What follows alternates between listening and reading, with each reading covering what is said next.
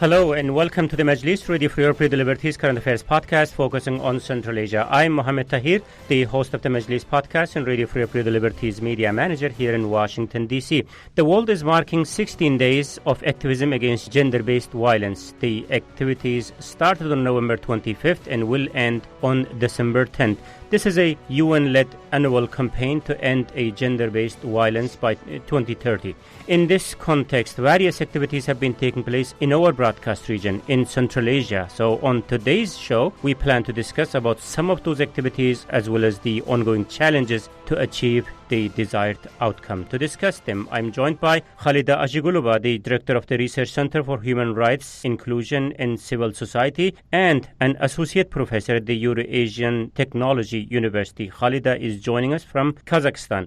Irina Matvienko is joining us. She is a feminist activist and the director of the Nemulchi.uz, which stands for Don't Be Silent. Irina is joining us from Uzbekistan. And Bruce Pannier, the editor of Radio for Europe, Radio Liberties Central Asia blog, Kishlok Owazi. Bruce is joining us from Prague. Thank you very much, colleagues, for joining us on this important conversation. So let's start with you, Khalida. Earlier, we have been talking about your ongoing projects in connection with this campaign. So let's do this. First, we will talk about some of the ongoing or the recent activities. I know we have a lot to talk about in terms of your struggle for the good cause. We get to them momentarily. So about your ongoing activities, what you have been up to as the region marks this important annual cycle. Indeed, domestic violence, gender-based violence is a big issue in the region and in Kazakhstan. And since the beginning of this campaign, I have been giving open lectures to universities and the wider public on the causes of domestic violence and, most importantly, on the consequences of domestic violence. Unfortunately, in our society, the consequences of domestic violence and the problem itself is undermined, and many people still don't see it as a form of violence. And unfortunately, the majority of population still think that this is just a conflict, a family conflict that should be resolved by the family itself. And they believe that there's no reason why victims of violence should apply to police. And as a result, unfortunately, we have quite a few tragedy cases when after a series of beatings, unfortunately, a spouse just murdered his wife and or children. And unfortunately, yes, this is the problem we're trying to educate on our population in Kazakhstan.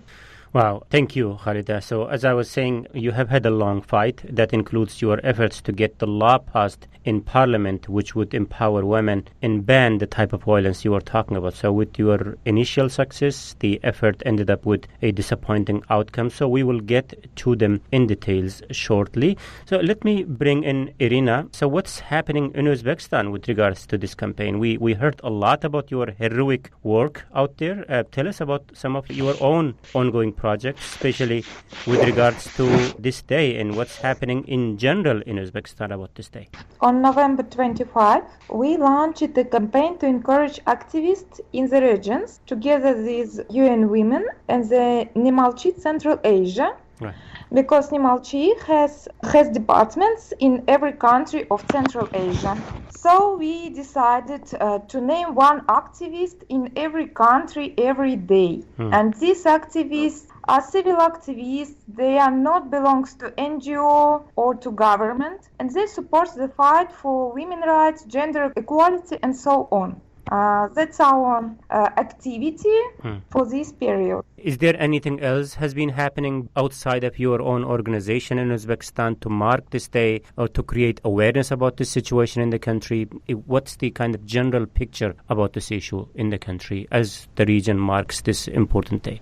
As I know, different NGOs, also Gender Commission, they organize different activities. For example, ACTED, this is French NGO, right. They organize different contests with journalists, also with us, and they just encourage journalists or victims of domestic violence to show their stories, to help others find their way and take freedom from domestic violence. Right. So I think it's very important because domestic violence is very common, and maybe it's just a common thing in our society. Right. And it's very important to raise awareness about it. Right. Of course, we would have loved to have someone from Kyrgyzstan. My guest dropped out in the last minute, and my last-minute efforts to recruit a new speaker didn't work out. But in the absence of a Kyrgyz speaker, Bruce, let me bring you in. So what has been happening in Kyrgyzstan on this occasion? I know you just did a story on a similar topic involving Kyrgyzstan and Tajikistan. So tell us about what's going on there. Anything stands out in Kyrgyzstan when compared to what our guests have been saying about their respective countries? Well, I would say that the problem of domestic violence, just because of the nature of the media in Kyrgyzstan, is getting more of a presence than it used to. I mean, there are reports about it. Unfortunately,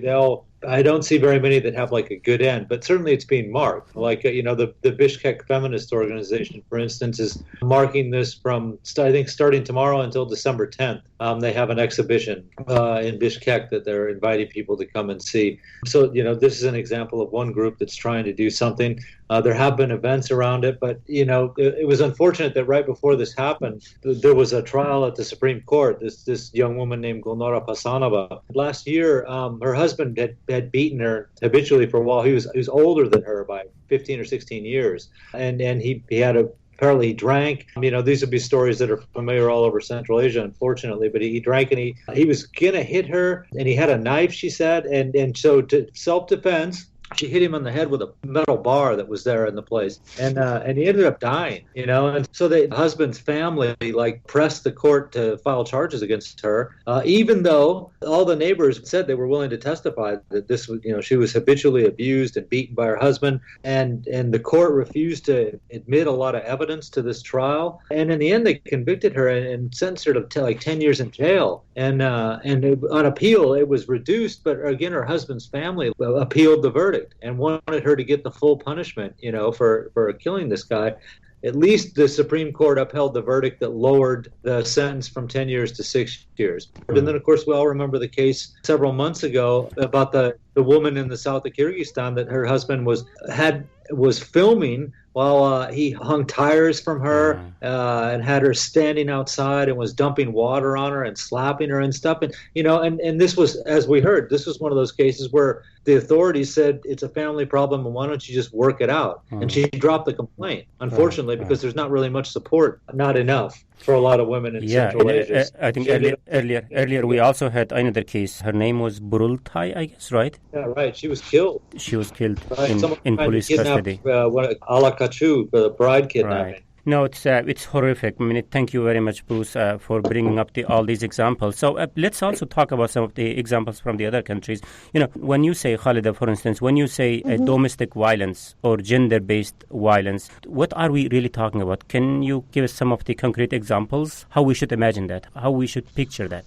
Yes, I can give some statistics of this year. And for example, during the first 8 months of 2020, the police received about 130,000 reports of domestic violence. So these were the reports made either by the victims themselves, but these were adult people, mainly women, or by neighbors and relatives of the victims. And unfortunately, out of these 130,000 reports, only 25% of cases were brought to court. So it means that in 75% of cases, victims, they do not continue with making an official statement or application to the police to initiate administrative or criminal proceedings. And the main reason to that is, of course, the pressure from the family, from relatives, on the woman not to file any complaint against her husband, because this would be a sort of shame, she would inflict shame on her family.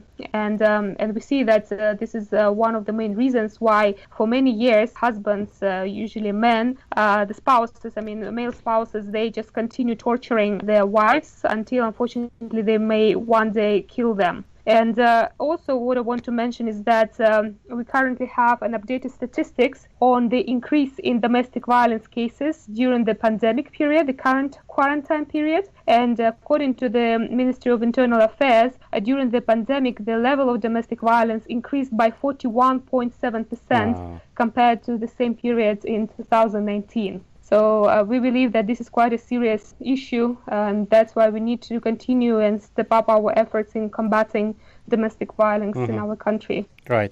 Irina, is there any examples that you can share with us from Uzbekistan in terms of the domestic violence examples? I can say that we adopted the law to protect women from harassment and violence in past year. But in my opinion, this law is declarative because there is still no responsibility for economic or psychological violence. And for example, if women experience these kinds of violence, nobody can protect her from them, despite this law. And protection orders, they are not effective because when women applies for protection orders, our government, our police just initiate a kind of talk with her partner and give her this piece of paper, protection order, and that's all. And for example, if someone beats woman, he will receive this paper. Don't do it more.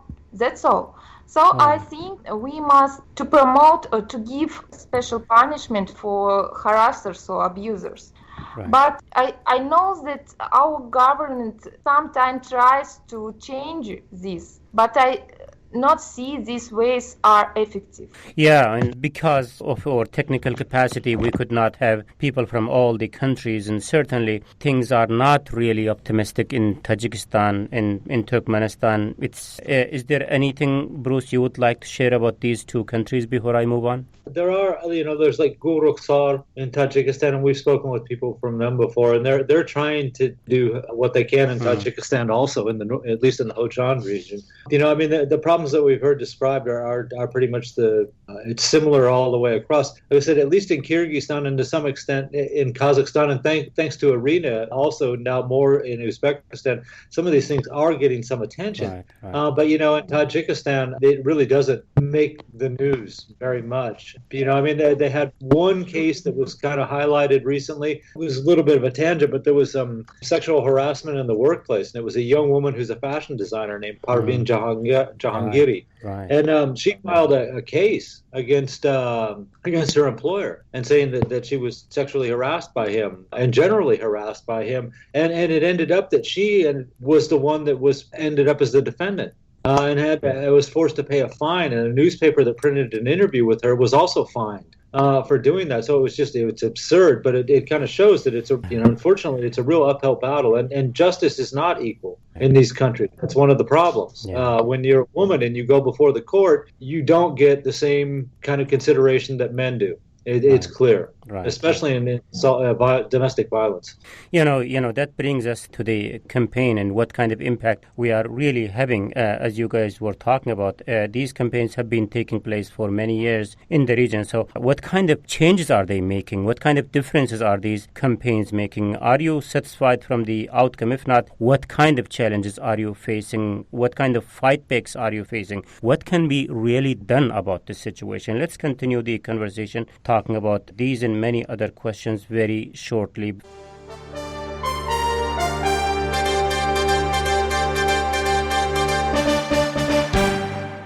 First, let me recap the debate that today on the Majlis podcast, I'm joined by Khalida Ajigulova, the Director of the Research Center for Human Rights, Inclusion and Civil Society in Kazakhstan, Irina Matvienko, feminist activist, joining us from Uzbekistan, and Bruce Pannier, the editor of Radio Free Europe, Liberties Central Asia blog Kishlok Owazi, joining us from Prague. I'm Mohammed Tahir, host of the Majlis podcast and Arafia Ali's media manager here in Washington, D.C., and we are discussing the challenges with regards to gender equality in Central Asia in the context of UN-led 16 days campaign of activism against gender-based violence. Let me start with you, Khalida. So I hear from all of you that you are not satisfied from the response you are getting from the authorities, despite these violences continues, despite horrific nature of these violence. Just kind of wondered why these cases, this situation is being pushed into backseat. What is authorities' problem here? Why they are not picking it up?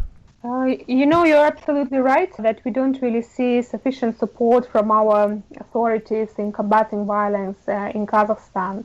But I believe the situation in the society is gradually changing, and we do see the importance of such campaigns as 16 days of activism to combat violence, because this gives us an opportunity to raise this issue in the first place. As I mentioned before, the majority of our population, they prefer not to talk about such issues because it is still a shame, for a woman to confess that she has been beaten by her husband. And even if she confesses, when she confesses, she becomes a victim of victim blaming. So she's blamed as a victim, and she does not really get sufficient support.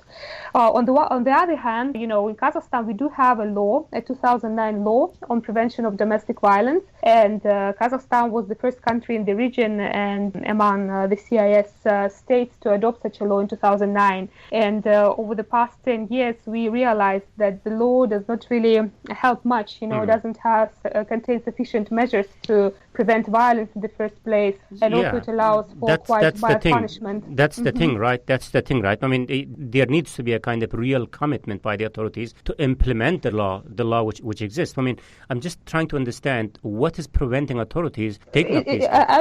I would say, on the one hand, it's a lack of political will on behalf of certain authorities, because, for example, right now we do have discussions, we hold discussions with the Ministry of Interior, with the Prosecutor General's office, to toughen up the punishment, to adopt other measures, preventive measures, that could help, for example, the aggressors to deal with their anger, to manage their anger, and so on. However, we see the resistance from the Ministry of Interior, because from their point of view, everything is fine. Well, the new law is not really needed. And unfortunately, we also see the lack of understanding on the part of our society why we should have such a law. They still believe that domestic violence, is just a conflict, as I mentioned before, that should be decided independently by a woman and her husband. However, in the majority of cases, a woman cannot say a word to her husband, and for years she just tolerates this violence and keeps silent. Right. Yeah. When you are in the position of authority, you can't simply ignore these violences continue and ignore them, calling a family matter of some sort. Bruce, let me bring you in here. Earlier, you were giving an example of a fashion designer in Tajikistan who filed lawsuit against her boss of harassment and ended up having to defend herself and paying fine. It's just not one example, Bruce. You see case after case. There has to be something which needs to be taken care of. I know authorities in Central Asia are sensitive when asked for a political reform. It's not even a politics. This is social and humanitarian matter that needs a firm commitment. I just can't understand what's the problem here. Why authorities are so hesitant to take firm action? I mean, what are their possible calculations behind their lack of proper action? Well, the first hurdle, as Halida was just kind of explaining, the first hurdle you have to get over is to get past this being like a family dispute, right? We've heard before when we've done shows on gender equality that there's a lot of pressure on these women. It's not just you go to court and the judge seems unsympathetic, or the police say, why don't you work it out? I mean, even people in their community will tell these women often that they should just let it go. For the sake of the family, you just have to take it. So you have to have a lot of courage and a lot of strength to even get these cases to court, because it seems like all too often there's so many people against you, and they're not all men. I mean, a lot of them are women that are telling them to just drop it and leave it alone. But even when they do get to court, like I said, to say that it's a patriarchal society is just too simplistic of a way of looking at it. But there is a lot in that, because like I said, once you're in the courtroom and domestic dispute, the courts tend to side with the males and not with the females in the court. It's the way it's been, and they need to get judges in the judiciary to understand that they have to look at this fair. Someone is a victim here, and you got to consider that real carefully and take this seriously, their claims. But all too often, there's so much pressure on the defendant or on the plaintiff, the person that brought the case, the woman who said that she's been assaulted. There's so much pressure on her to just drop the case all the time, and what happens if she wins, right? Okay, she wins, and then she's got to get divorced, and then, once again, it's a societal pressure that'll come on and say, that she, the fear that you'll be branded as someone who took their husband to court, got him thrown in jail. Right. I was hoping that Irina would talk about this case that they just had in Samarkand. It's a horrible case, but he'd also been abusing his wife, and he actually forced her to, she was She didn't have a baby, and he actually forced her to eat the poop out of the baby's diaper. He actually did get sentenced to prison for 6 years, I think. But this is, I mean, that's an unusual case, and it's one that got a lot of publicity, and that's not usually the outcome. Let's bring in Irina. Irina, is there anything you would like to add on that specific case? I can't describe any specific case because I prepared some stat data, common data for the country, and I would like to share it. Okay.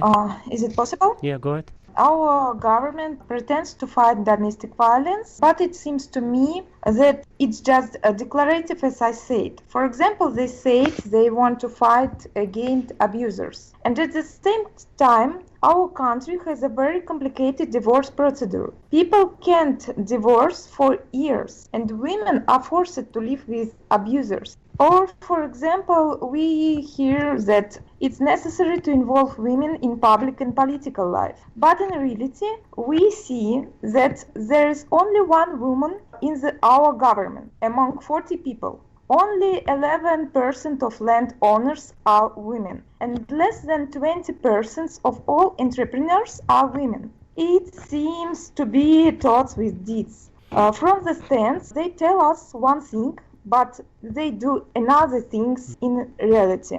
And it makes difficult to believe in laws. And the fact that and to believe that our state has real intentions to change gender stereotype or fight against domestic violence. Mm-hmm. So, Irina, you guys as an activists who are fighting to change this situation, the type of complaints that you are talking about, when you explain to them that these laws that just remains on paper, it does not work in reality, what kind of response you get? Well, they just don't hear me and don't see me. So I feel delegitimization.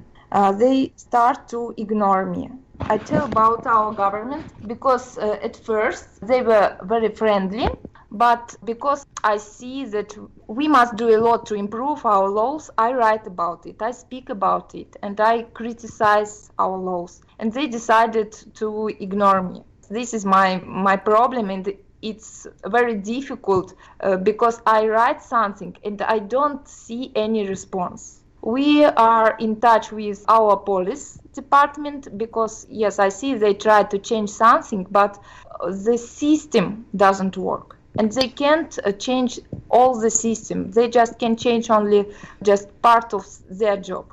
Speaking of system, though, Khalida, earlier you had a kind of interesting experience to change the system within, with you managing to get the bill into the parliament's agenda in Kazakhstan, which, if had went through, would have empowered the struggle for gender equality a lot. But your struggle didn't go through the way you expected, as there were fight back by a portion of the society, as a result of which, I guess, the bill was ultimately dropped. So on Irina's note, there are 2 points on which I would like you to comment on. First, tell us please about your experience of getting the bill up to that point, and secondly, what happened to that draft, which I thought was a success. Yes, for the last 3 years, our NGOs, non-governmental organizations, they have been advocating for a long period with our authorities to initiate legislative reform and introduce changes to the existing law in order to fill in the gaps. Because, for example, right now, what we have is a very mild punishment for domestic abusers, which does not prevent them from committing domestic violence in the first place or in the second or third instances. For example, right now, according to our administrative legislation, and domestic violence is considered to be an administrative offense in Kazakhstan since 2017. So right now, a family abuser can break an arm, ribs, a jaw, inflict a head injury to his wife. But if the wife is hospitalized for less than 21 days, then these injuries are considered to be a minor harm, a mild harm to health. And according to our legislation, this abuser gets only 2 types of punishment: a warning by a court or an arrest up to 15 days. So, and then if the person, the same aggressor, commits exactly the same violence in the next 12 months, he will get an arrest for up to 20 days. but there is no criminal punishment, for assault. And in reality, a husband can beat up his wife as many times as he wants, and he can get only administrative arrest, but no criminal punishment or any lengthy sentence, for up to several years. So, and again, because of the societal pressure, quite often women, they just prefer not to report such incidents and keep silent. So in the last 3 years, we were raising this issue for a very long time, and unfortunately, none of the governmental bodies supported our appeals. But finally, a group of members of parliament, they agreed to support our quest for the reform, and they initiated a new bill at the beginning of this year. So since April 2020, I have been a member of the parliamentary working group on the development of a new bill on prevention of domestic violence. And so what's happened is that, during all of these meetings, we've seen lack of support from the police, as I earlier mentioned, because they still believe that no law, there is no need for any new law. And in September, this bill, it entered parliament, and it was approved in general in the first reading. But then all of a sudden, a campaign started against the bill. And the people who started this campaign, unfortunately, they started spreading a lot of manipulative and fake information about the law. They started appealing to parents. So again, they drew the attention from women only to children. And they started claiming that this law would eliminate the right of parents to beat their children as part of punishment. And unfortunately, in Kazakhstan, according to the UNICEF report of 2016, 75% of parents, they approve corporal punishment for their children as a type of education. And unfortunately, we see that mostly these parents who actually openly saying that this is our right by the law to beat up our children, and we are against this law because this law would not let us beat our children anymore. And then and now they are attacking, the members of parliament, the members of the working group, including myself, who is trying to educate them and tell them that no, the law is protecting everyone, against domestic violence. And indeed, according to our laws, our legislation, it is forbidden to beat our children, to beat any person in the country. And however, yes, we are right now, having this confrontation, and the bill has not been cancelled, but it could have been passed this year, but okay. Now it has been delayed for further consideration into the next year. Okay, so there is still a hope. Okay, that's great. But yes. So this has been a real challenge, right? I mean, Bruce, let me bring you in here. I mean, is there anything changing? I mean, it's been like 25 plus years since the countries are independent, and we are hearing these kind of terrible, horrible stories coming out of Central Asia in terms of domestic violence. Where are we headed? Are we going forward, going backward?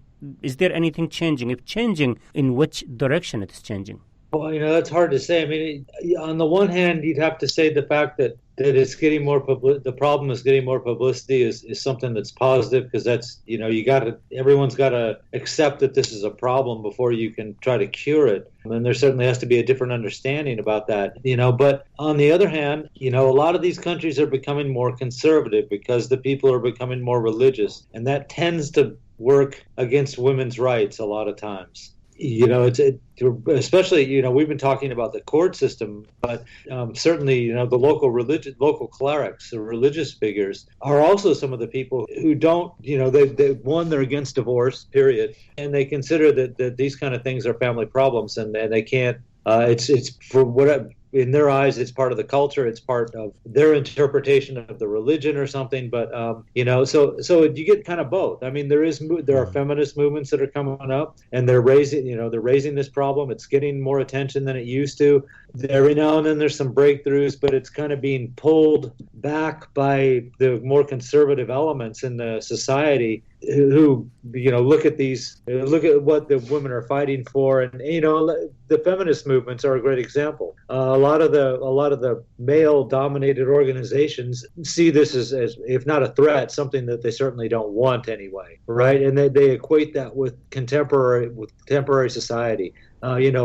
Western culture, whatever, something like that. So, they're against it on the grounds that it's too liberal and too far ahead, when in fact what they're talking about is equality. It has nothing to do with trying to leave the culture or work outside the culture or certainly damage the local cultures at all. But it's they see that as a challenge, and the pushback is what you get. That in a lot of these places, things are probably a little worse than they were when in the last days of the Soviet Union. Because let's face it, for all the problems the Soviet Union had, a lot of times when there was something, it was more equal in some ways. Everyone was expected to work. If you had a serious problem, there probably was a chance that a court would grant a divorce in the relationship.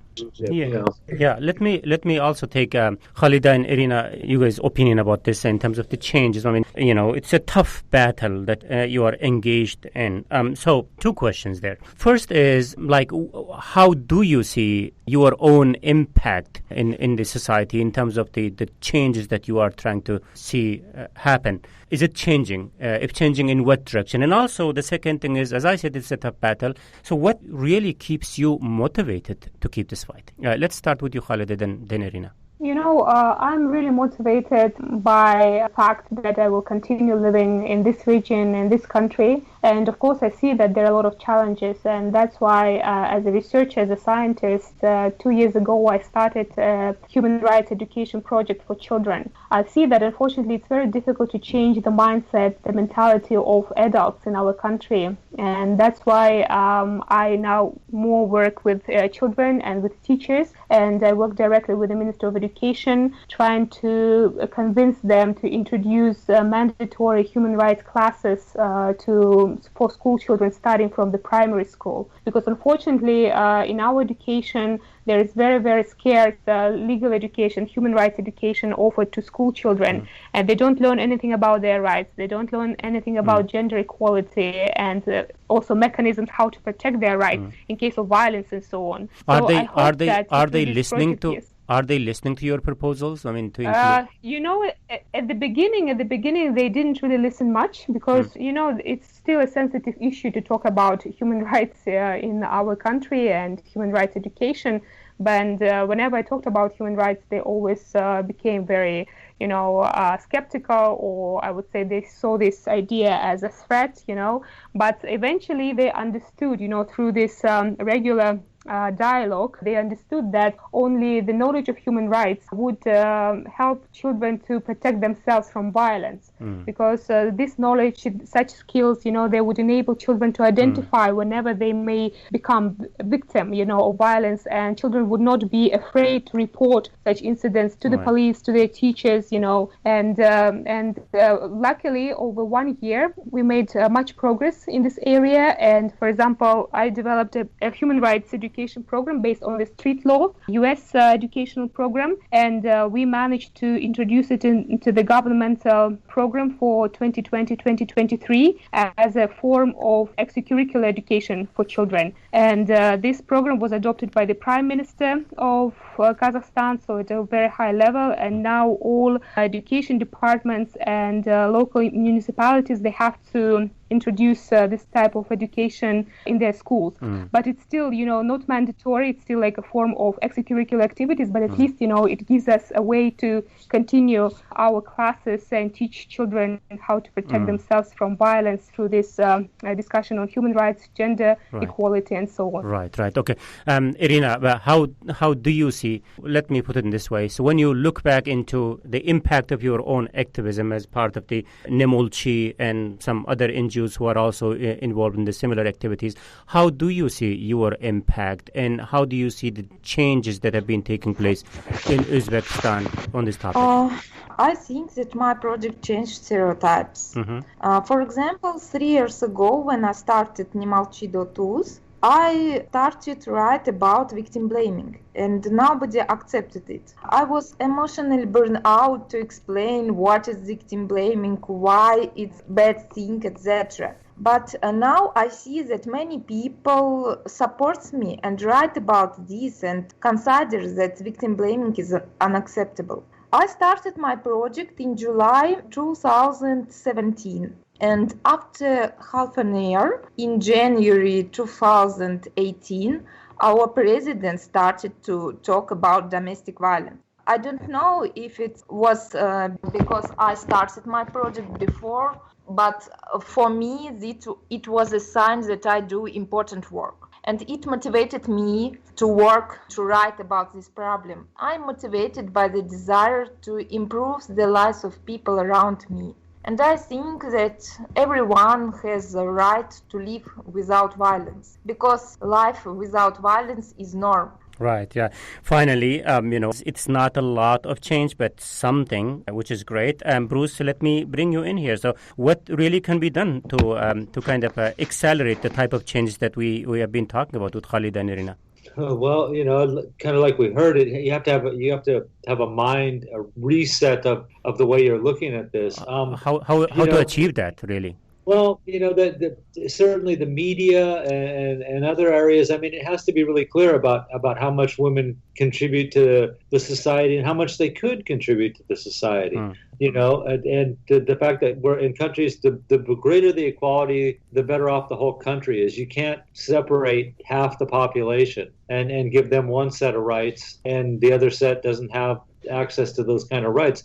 There's no difference in the professionalism, the intelligence, any ambition, anything, any of that stuff. I mean, you only gain when there's equality in the society. And this has to be something that's hammered home, whatever, TV, radio, in the print media, and it has to be something that the officials that talk about it believe in too. I mean, people have to be able to see that there is this. We heard Irina was mentioning earlier. There's only one person in the government that's a woman in Uzbekistan, and right. This sends a bad signal. I mean, Kyrgyzstan, of course, has a 30% quota, which they still don't meet. But there's got to be women's presence in all these things, all these stages, different agencies in the government, so that people can see that they can do the job just as well as anybody, and kind of break down some of the walls of these prejudice that have increased over the years or been set in those societies from years ago or something. But it really takes like an active campaign, and not simply like we said, a piece of paper that says here's your rights, and we promise that if you go to court that that you'll get a fair hearing and everything, and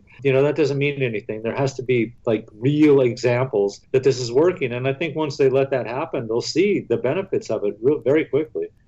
Terrific. Okay. So just some final thoughts here. Let me first take your remarks, Khalida, and then Irina. Now that you guys have been in this field already for some time, to some extent you learned how to work within this environment, and thanks to your work, there has been some changes, but there are a lot to be desired yet.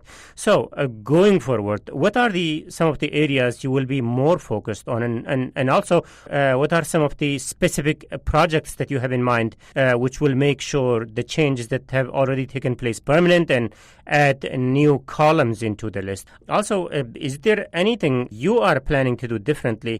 So my future plans would be to continue this work, because we understand that the changes, they don't come easy, but they still come, and they come gradually. And that's why, even though, I may have sounded, pessimistic about the ongoing situation, but actually, if we look over a span of several years, we still have achieved a lot. So, for example, the situation right now is much better than it used to be 10 years ago, and I'm sure that it will improve and evolve, and eventually we will manage to create this society free from violence, inclusive for everyone, and humane to any person and to the survivors of violence. I'm very sure about that, and that's why I will continue my work in this area, as including in the area of education, educating children and adults on human rights and prevention of violence, and promoting and advocating for the adoption of changes to the legislation.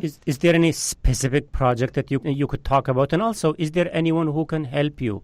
We are, for example, as I mentioned, my project is called Street Law Kazakhstan, we cooperate with the regional organization Street Law Incorporated in the US and other street law local trainers across the globe, to promote this type of project. And another project also that we have, for example, is the project on battling sexual harassment in public places and corporate places. And already we get some support from foreign embassies in Kazakhstan, like the Canadian embassy, and we will be really appreciative for such support from international organizations and foreign states who see the value in gender equality and in combating any type of violence. So we are open for cooperation. Thank you. Okay.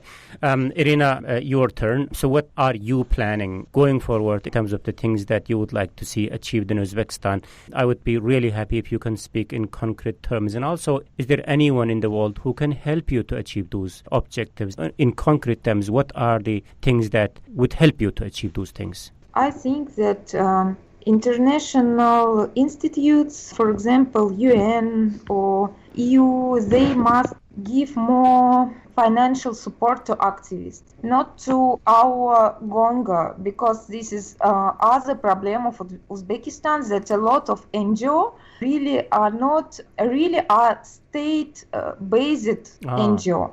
They organize it by government. We call it Gongos. Yes, we say it's Gongos. Yeah. And when I see that UN or other institutes supports this Gonga, they support only government. They don't support activists at all. And it's difficult to register NGO in Uzbekistan. It's difficult to work as NGO, as a civil NGO in Uzbekistan. So I want to see more support for activists, for real civil society, not for Gongos. Right. And I think it's a very important point in every sphere, not only in women rights. It's also in ecological rights or disabled people rights, etc. Right. And about your own future plans, is there anything you are really excited about and you're looking forward? Well, next year I launch a social campaign, but I can't speak about it because it's secret now. Oh, okay.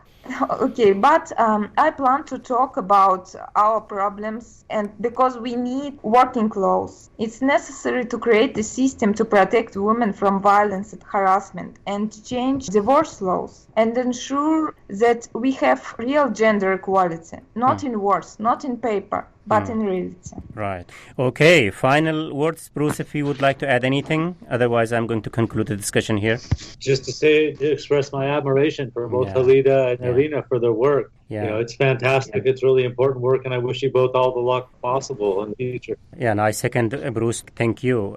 Please keep up the God's work. Certainly, we are keeping close eyes on those issues and the type of activities that you are involved in. You are most welcome anytime to join us on this platform. Thank you very much, Khalida Ajigulova, the Director of the Research Center for Human Rights, Inclusion and Civil Society in Kazakhstan. Also, big thanks to Irina Matvienko, feminist activist and the Director of the Nemolchi.uz. And Bruce Pannier, thank you very much for joining us today, all of you. Thank you. And this is from me, Mohammed Tahir, Radio Free Liberties Media Manager and host of the Majlis podcast here in Washington, D.C.